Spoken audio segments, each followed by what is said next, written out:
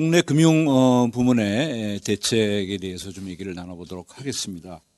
이번 그 위기 이후에 이제 정부가 기업, 자영업자 그리고 근로자들을 위해서 굉장히 많은 정책을 발표를 하고 있습니다.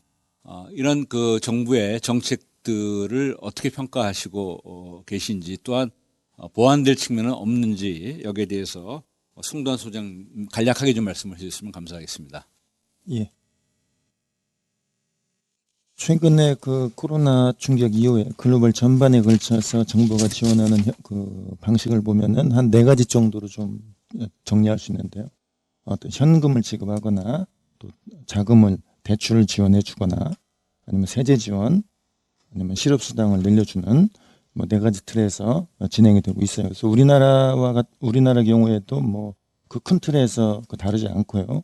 또 이번은 그래도 과거에 비해서는 매우 시의성 있고 빠르게 대응을 해서 일단 뭐 이 대응 측면에서는 개인적으로 높게 평가를 하고 있습니다. 다만 이제 그 내용들을 좀 보면은 뭐 최근에 그 뭐 소상공인이나 중소기업을 위해서 한 100조 원 규모의 그 민생금융 안정 금융 패키지를 만들었다든지, 또 어떤 기간산업 안정기금 한 40조 원 규모 조성을 해서 어떤 그 주력 우리 이 수출산업 어떤 뭐 취약산업에 대한 어떤 이 지원을 한다든지 매우 좀 신속하게 좀 대응하는 측면을 높이 평가를 하고요.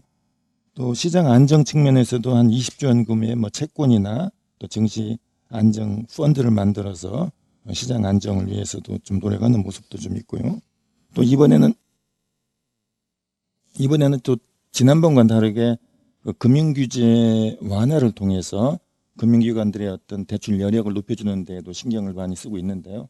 예를 들면은 뭐 예대율 규제를 좀 완화해주거나, 또는 어떤 위험 자본의 가중치를 낮춰줘서 좀 대출을 좀 신속하게 좀 해줄 수 있도록 규제 차원에서도 뭐 대응을 잘하고 있다고 생각을 합니다. 다만 조금 더 좀 개선이 돼야 될 부분들을 좀 몇 가지만 말씀드리면은, 첫 번째로 우리나라 같은 경우는 기본적으로 은행 중심의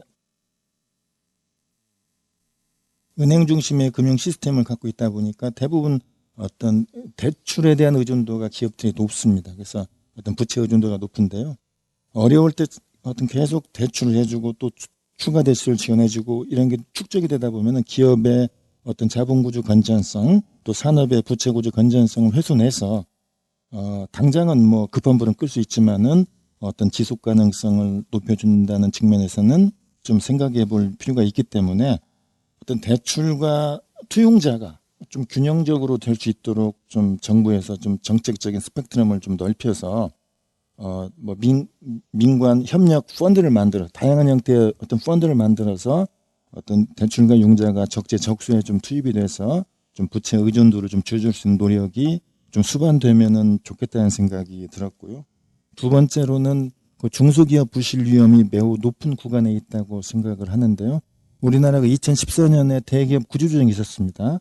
뭐 다 여기 아시는 것처럼 조선, 해운, 건설, 뭐 정유화학, 뭐 철강 5대 취약산업을 중심으로 해서 2014년도에 대기업 구조조정이 있었는데요. 그 이후에 국내 금융기관들이 대기업 여신은 줄이고 대부분 다 중소기업 여신을 중심으로 해서 사업을 운영을 해왔습니다. 그래서 중소기업 부분은 과잉대출과 대출 쏠림이 발생할 수 있는 구간에 있다고 생각을 하는데요. 지표로만 봐도 전체 산업대출에서 중소기업이 차지하는 비중이 2014년도에 58%에서 작년에는 66%까지 올라왔습니다. 그래서 이 중기부실이 부실화될 수 있는 것을 대비해서 어떤 대출 금리를 좀 추가로 인하해 줄 수 있도록 어떤 정책적인 지원, 제도적인 지원이 좀 필요하고요. 또 만기도 좀 연장해주는 이런 어떤 뭐 신규 대출도 중요하지만은 기존 대출의 어떤 건전성을 관리할 수 있는 어떤 제도적 지원이 정말 필요한 구간이라고 생각을 합니다. 세 번째로는 이 자본시장의 안정을 위해서 증시와 채권 안정 펀드를 만들었습니다. 그래도 20조 원 규모의 펀드를 만들었는데, 이 재원을 보면은 주로 이제 금융기관들 출자해서 만든 겁니다. 그런데 만약에 뭐 하반기에 2차 충격이 온다면 이 정도 규모로는 뭐 저는 어렵다고 보고요. 그래서 정부가 좀 재원을 출자해서 증시나 채권 안정 펀드의 어떤 규모를 좀 늘려줄 수 있는 이런 작업이 지금부터 저는 필요하다고 생각하고요. 마지막으로는 급하니까 뭐 대출 해주지만은 자금 지원만 가지고는 한계가 있다. 그래서 자금이 들어가는 곳에 그 기업의 체질을 개선할 수 있는 어떤 경영 컨설팅이나 또 여러 가지 어떤 이런 그 R&D 지원이 가능한 방식으로 좀 이 패키지를 묶어서 돈이 들어가는 곳에 어떤 이 지원이 될 수 있는 이런 방식으로 좀 지원 방식을 조금 더 이 좀 폭을 넓혀주면은 도움이 되지 않을까 이런 생각을 해보았습니다. 뭐 요 정도로 말씀드리겠습니다. 네, 굉장히 중요한 말씀 많이 해주셨습니다. 그 중에서 하나만 좀 질문을 좀 던져볼게요. 저기 민관협력 펀드 말씀을 하셨는데요. 여기 이제 기업 구조조정하는데 투자 방식으로 이제 지원할 수 있는 펀드를 민관협력이라면 이제 민간의 돈하고 이제 정부의 돈하고 같이 매칭을 해갖고 그런 펀드를 만들 필요가 있다. 지금 이제 정부가 기간산업안정기금이라는 걸 40조 원 규모로 만들었죠. 이거는 이제 채권을 발행을 해서 정부 보증 채권을 발행해서 한다 하는 거니까 이건 이제 기본적으로는 정부 돈이죠. 그러니까 이게 그 정부가 보증해주는 채권이고 그렇지 않습니까? 그렇다면은 이거 말고 더 나아가서 민관 협력 펀드를 민간의 돈을 또 여유 있는 민간의 돈을 끌어다가 만드는 걸 통해서 기업 구조조정에 더 앞으로 쓸 필요가 있다. 그걸 통해서 투자를 해야 된다. 이런 말씀이신가요? 예.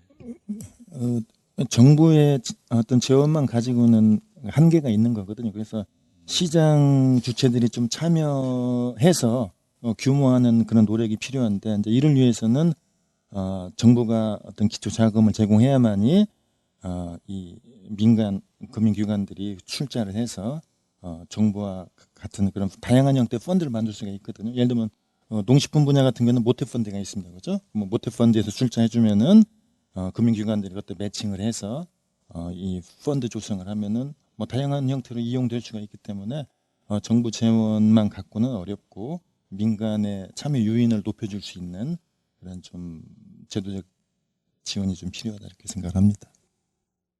하반기 경기 침체가 만약 지속되면 기업 구조조정이 화두로 떠오를 것이다라고 한다면 지금 말씀하신 이거를 한번 잘 생각해서 한번 구체적인 아이디어를 한번 구체화시킬 필요도 있다 이제 그런 생각을 해볼 수 있을 것 같습니다.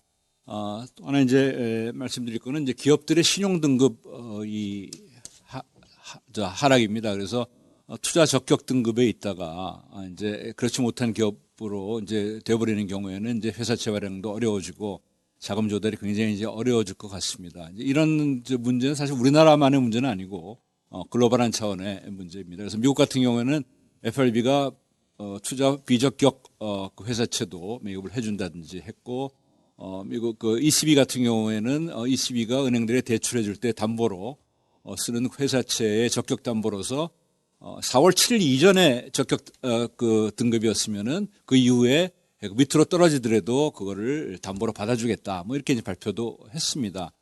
우리나라도 이제 최근에 이제 20조 원 규모로 그러한 이 신용이 좀 떨어지는 기업들이 발행한 그러한 회사채 같은 걸 매입해주는 그러한 특별 그 목적 기구를 만들겠다라고 이제 그렇게 한국은행하고 아마 이게 그 정부하고 같이 이렇게 돈을 내 갖고 만드는 거를 이제 발표를 한 것 같습니다. 이게 뭐 아주 구체적인 내용은 아직 지금 뭐 정확하게 잘 모르는 단계 같습니다만은 혹시 여기에 대해서 우리 김영희 그 교수님께서 혹시 뭐 조언해 주실 수 있는 그런 내용이 있으면 말씀해 주시기 바랍니다. 예, 우리 정부가 뭐 잘하고 있다고 생각하고 있고요.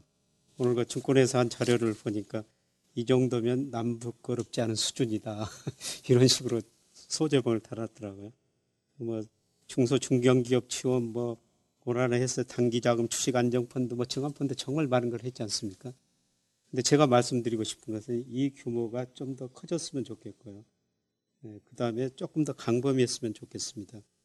그래서 저신용 등급 회사채 CP 이게 지금 지난 3월 말 현재 보니까 잔액이 245조거든요. 그래서 20조 원 규모로 정부가 출자한다고 그랬는데 이것도 저는 10%는 넘어야지 되지 않느냐.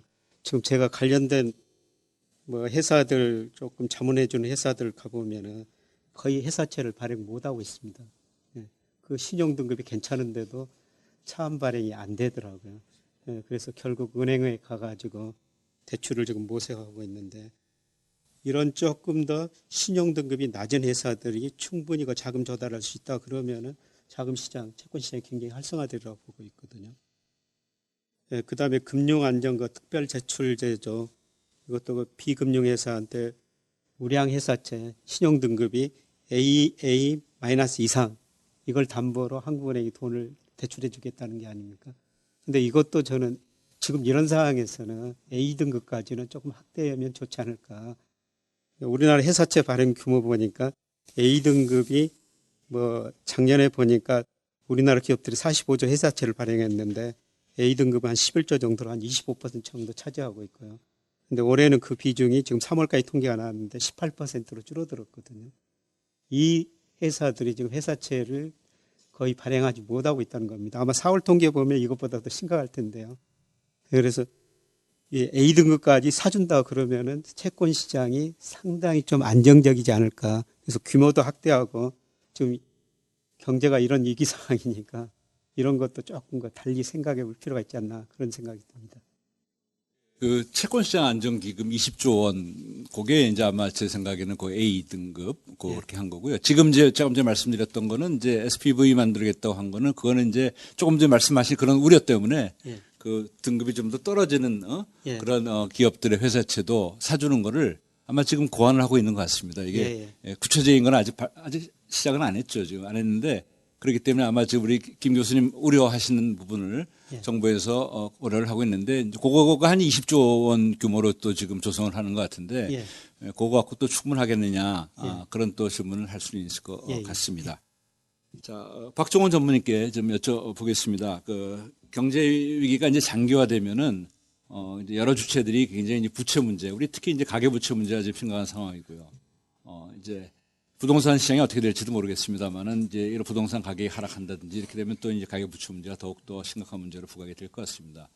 여기에 대해서 은행의 입장에서는 이거를 이제 어떻게 보고 계시고 또 어떻게 준비를 하고 계신지 듣고 싶습니다. 예, 일단 저희가 보면 이 가계부채가 은행권으로, 그러니까 은행의 시스테매틱한 리스크로 발전할 가능성은 사실 별로 없다라고, 커 보이지 않는다라고 보이는 것 같고요. 가장 큰 이유는 일단은 대부분이 이제 가계부채라는 게 대부분 주택담보대출인데 거기에 대한 규제들이 상당히 좀 강화되어 있는 상황에서 뭐 LTV, DTI 이런 것들이 워낙에 타이트한 상태에서 그게 금융권으로 넘어올 가능성은 그렇게 시스템하게 올 가능성이 그렇게 커 보이지 않는다라는 게 일단은 생각인 것 같고요. 단지 이제 가게들이 그 어떤 겪어야 될 유동성 위기는 있을 수 있겠죠.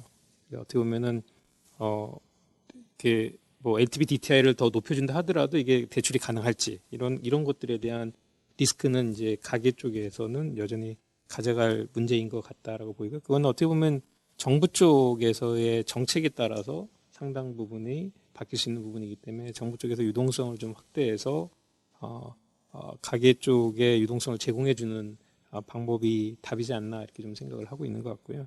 뭐 앞에도 말씀하셨지만 뭐 미국이 한때 그 했던 얘기가 뭐 MMT 이론이기도 하지만 결국에 부채는 안 되면 정부가 끌어안고 정부의 부채는 원래 성장과 인플레이션으로 갚는 거지 정부가 한 번도 뭐 갚아 본 적이 없으니까 결국에 경기 성장을 좀 드라이브하고 인플레이션을 좀 일으켜서 빚을 갚는 게 결국에 뭐 방법이다라고 한다면 가계부채를 어느 정도는 정부 부채로 돌리는 그런 방법도 좀 고민해 볼 필요가 있다라고 좀 생각을 하고요. 그리고 최근에 보면